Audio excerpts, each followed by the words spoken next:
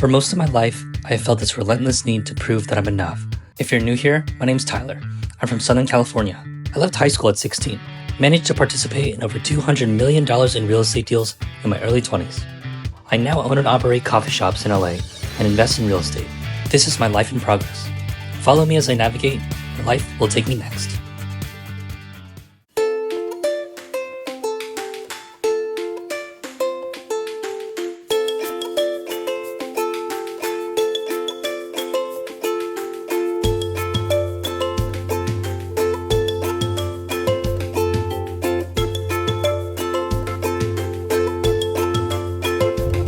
Welcome back, Tyler Nikazaki.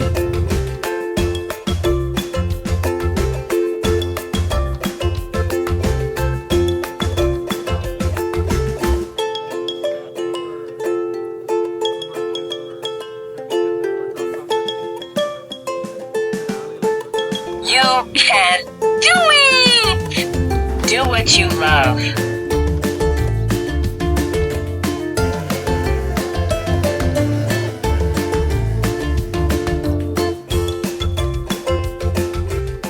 Hey guys, welcome back to my channel. So I know it looks like sometimes I'm just playing all day or just making coffee and then going home. It may look like that now, but over the last 5 years, we have been developing systems to make sure that we have a little bit more time. We realized that that was the main priority of owning the business, was creating more time for ourselves. Now, when we first opened, it was the beginning of COVID. My brother and I, we worked every single day, open to close, sometimes 7 o'clock to 1 in the morning, and then we'd do it again the next day, and it was 7 days a week. Obviously, that's not a sustainable business model, but we had to do it because we really didn't have a lot of cash, and we wanted to make sure that we built up our reserves first before we started hiring people. So the goal of our businesses now is just to manage. And that kind of carries out into all of our different businesses, whether it's real estate or the cafes. We just want to manage. So we want to figure out ways so we can work on the business and not in the business, which is why it looks like I'm just playing all the time. Generally speaking, my week consists of placing orders, doing the schedule, making sure that everything's in place, making sure that people are showing up to their shifts. If everything is working and it works, then I do have a lot of time on my hands. And that's kind of where it gives us opportunity to go out and do other things. Able to spend more time looking at real estate deals. We're able to spend more time networking with people. I'm able to spend more time making these videos. I think the goal of an entrepreneur to own a business is to create systems and to create a team. And your job is to make sure that that team carries out that system and executes on it. Most of your other brain power is going towards how can we make it more efficient? How can we grow the business? But it shouldn't be focusing on making the drinks itself, in my opinion. So in this week's video, I'm just going to take you through a realistic week in my life. And like I said before, to be honest, it's not that exciting, but just a little bit of the back end of what it looks like or what it can look like if you build a business, create systems, and it gives you more time to really invest in time and things that you actually want to do. And there are times when the business is going to take priority, but if you're able to create systems, 90% of the time you can create your own schedule, and it gives you a lot more freedom to invest time into things that you want to.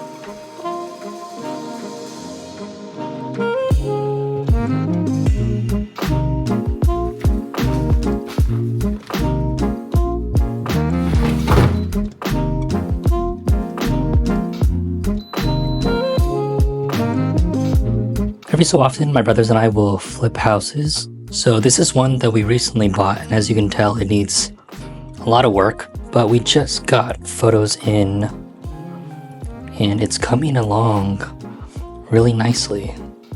So hopefully I'll get to show you the final product once it's all done.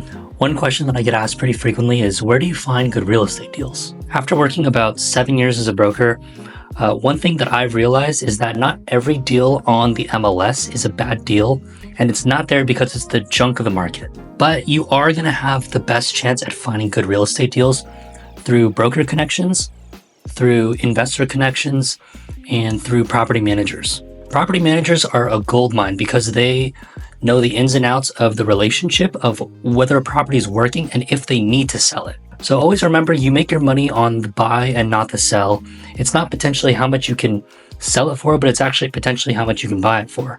That's where you make your money. That's why we seldom flip properties, because right now with interest rates being so high, the margin isn't that great and the risk is really high, the amount of capital we have to put into it. So in short, the best way to find deals is you have to create relationships with people. You can find deals on the MLS, but also understand that that's the public market. So you're going to have everyone going after those deals. And really the best scenarios where you make the most money is when you can find properties that are undervalued.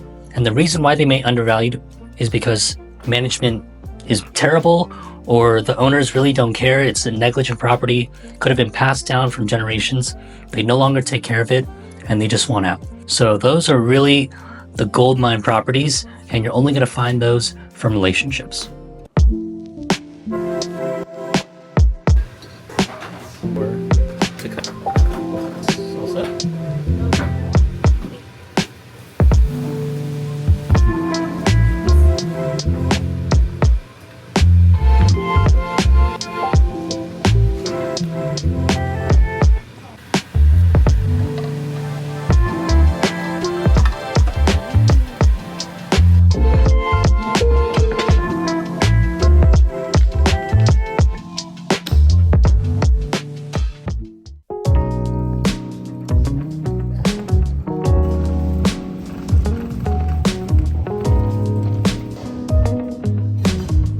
So I'm gonna go get my haircut right now. I'm actually running late. What I usually get is I'm just gonna have her trim it on the sides and on the top.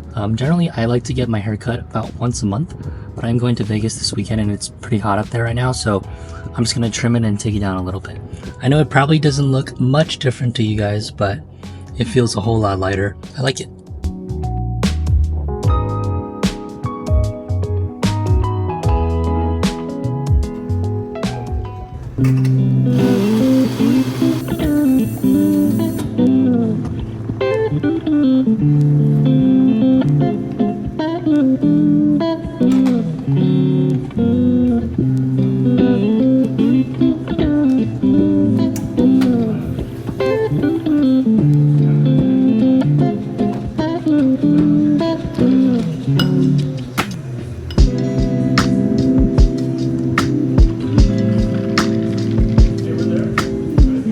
So I'm reading this book called Investing Legacy, and the title is How the 0.001% Invest. And notice it doesn't say invest their money, it just says invest. And what a lot of this book is about is for what he calls the decimals, families that have already made it, who have a net worth of actually 100 million or more. What do they actually want to leave on this earth? Because for a lot of them, it's no longer about making more money, leaving a legacy to future generations. So I think about this book a lot, and one thing I often think about is time. And that's kind of the whole sentiment of, to me, owning a business is it creates more time. At certain points in your life, you have to trade hours for dollars because that's the only way to make money, because you're still not valuable enough to the marketplace. But once you hit a certain point, I think it's more important to think about, how can I arbitrage my time the best? Because time is the one commodity that once it's spent. Like, we can't get it back. In this limited short time that I have on this earth, like, what are the things that I actually want to do? What are the things that I actually want to spend my time doing? And how do I want it to impact myself and other people? It's brought me a lot of clarity and understanding that not everything is as important as I think it is. And a lot of times when you're in it, it feels like it's the most important thing in the world, but oftentimes it's not. I try to think when I'm in my 90s, what are the things that I want to remember most about my life? I guarantee that there will be moments that I remember of my life, but overall, it will probably just feel like a big blur. Like, I really can't recall the last 30 years of my life. I can recall moments. And I think overall, I just want to make sure that when I'm 90, I can say to myself that I lived a life of intention, that I did things because I chose them, that I spent my time doing the things that I wanted to. And I think that is one of the best parts about owning a business, is it gives you that time to eventually invest in the things that you want to and live a life that's intentional. I often ask myself, like, what is the legacy that I'm investing in?